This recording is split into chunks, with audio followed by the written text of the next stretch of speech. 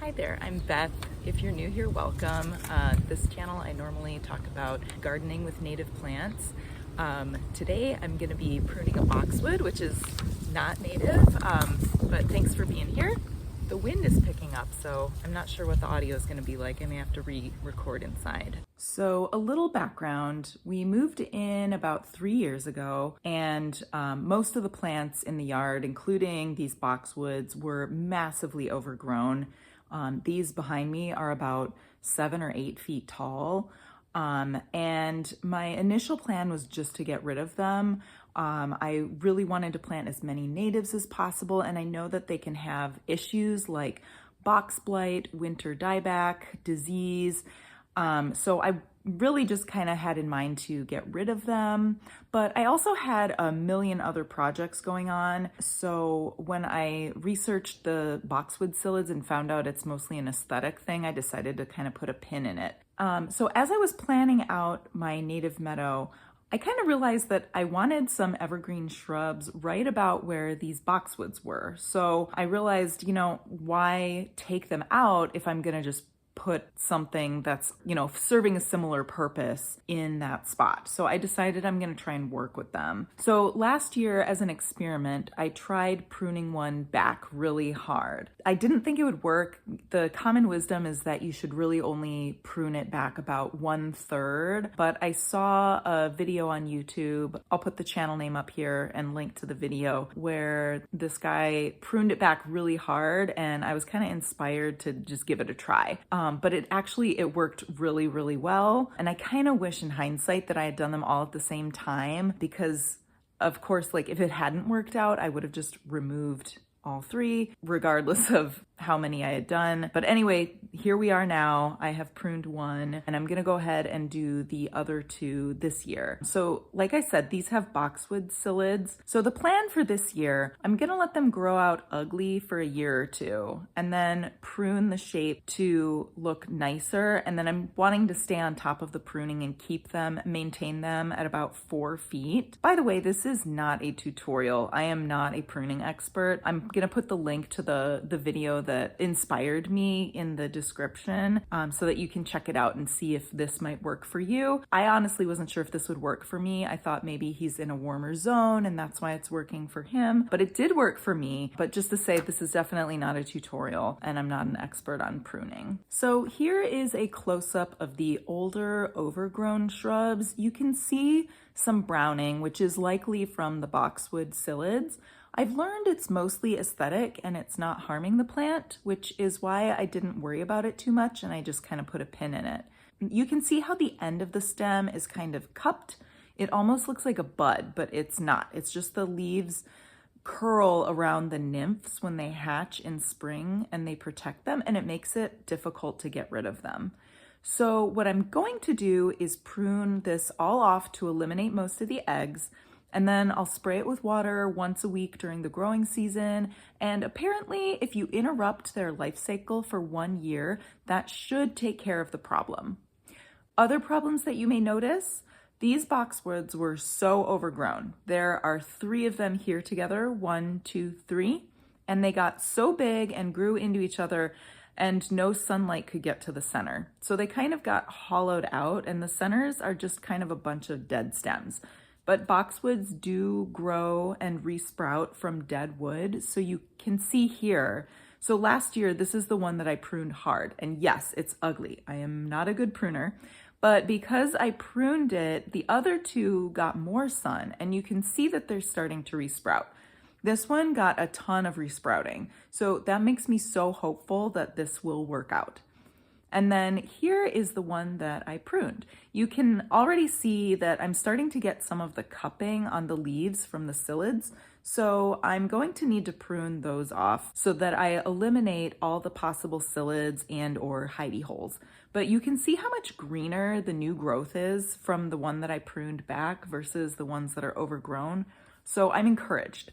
I don't know if that's because there's less stress from the psyllids, or it could possibly also be some winter dieback, or just that it's newer growth, I don't know. But I'm encouraged because it looks a lot healthier. So I think at the very least, this is a worthwhile experiment. Not to mention, look how much growth it has. This is 1 year of growth.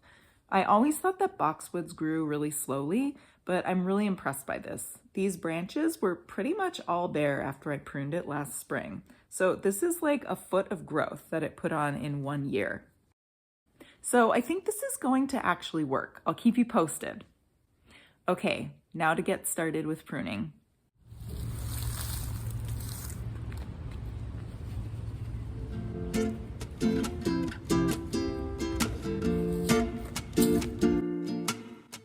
So like I said, I am not an expert pruner, and the goal here is not a beautiful shrub, but a really hard prune.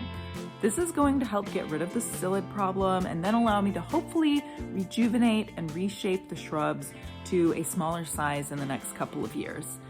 If you have any tips for taking these guys from weird lumpy things to neat geometric shapes, let me know in the comments. Anyway, I'm starting by just lopping off chunks so I can sort of get at it a little better. As things pile up, I'm putting all the offcuts into my compost. Now, you definitely do not want to compost pest-infested or diseased plant matter unless you know for sure that the compost gets hot enough to kill that stuff. If you're doing home compost, it probably does not get hot enough.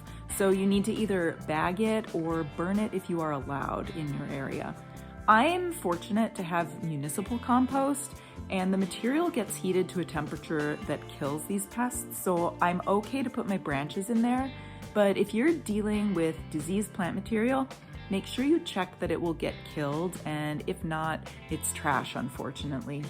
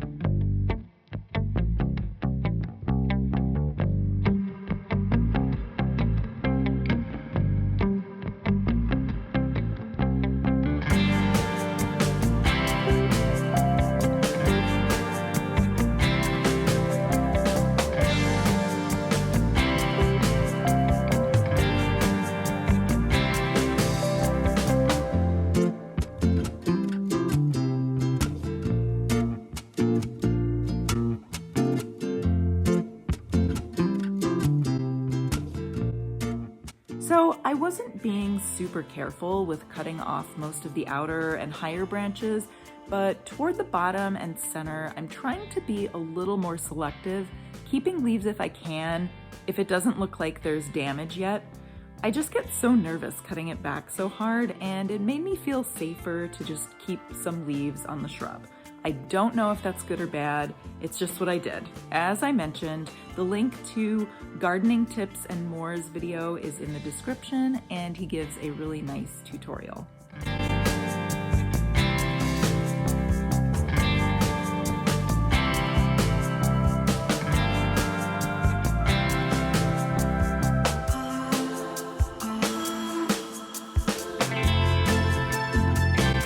Oh, and one thing I learned from gardening tips and more is that boxwoods layer. they grow roots where they touch the ground. And I was like, I do not believe this, at least not where I live. I figured maybe it had to do with your cold hardiness zone or something, but guess what I found? Pretty cool.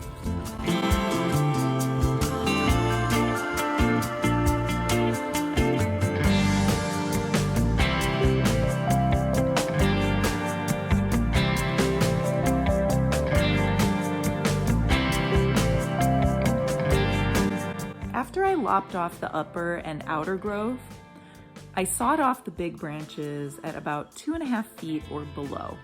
I learned that boxwoods can resprout not just from buds, but really from any lenticel, which is basically like a skin pore, but for a shrub.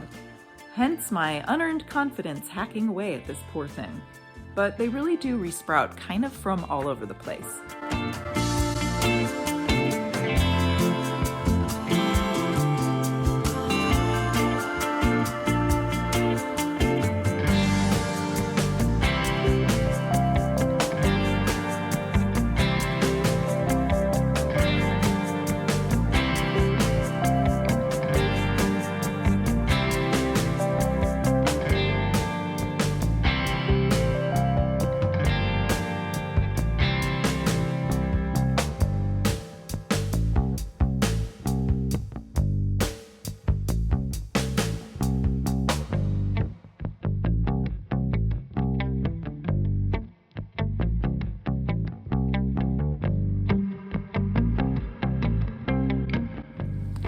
Once I took things down as far as I dared, I went back in and looked for any other cupped or diseased-looking leaves and trimmed those out.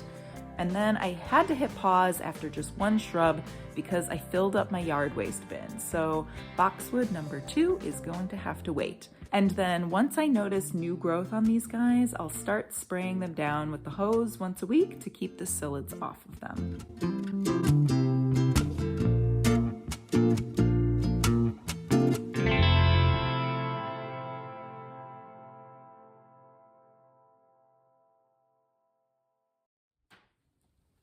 Thanks so much for watching. Let me know in the comments what gardening chores you've been up to so far this season. I'm planning on doing a spring cleanup video pretty soon. I don't cut back my plants in the fall because they provide really great winter interest. I did a video about this recently if you want to check it out. I also try and hold off on my spring cleanup as long as I possibly can. There's little critters overwintering in that leaf litter and stem litter, and I want to make sure that they can complete their life cycles, and some don't emerge even until summertime. But I do like things to look fresh and clean in the spring, so in the next couple weeks I'll be tidying things up and sharing what I do and what I don't do for a spring cleanup. I'll also be checking on my winter sowing, as well as sharing my plans for my lawn conversion. I converted my lawn to a meadow, and I'm going to be adding some things and making some changes this season. So stay tuned for that. And if you've watched this far, thank you. Here's some bonus info about boxwood psyllids that you didn't know you needed, and it's good news. It turns out that, like a lot of insects, they have co-evolved with a specific plant as their host. Of course, in this case, it's boxwoods. So the good news is if you have boxwood psyllids affecting some of your plants, they are not going to spread to any of your other plants because they can only survive on your boxwoods. All right, that's it. I hope you enjoyed the video. See you next time.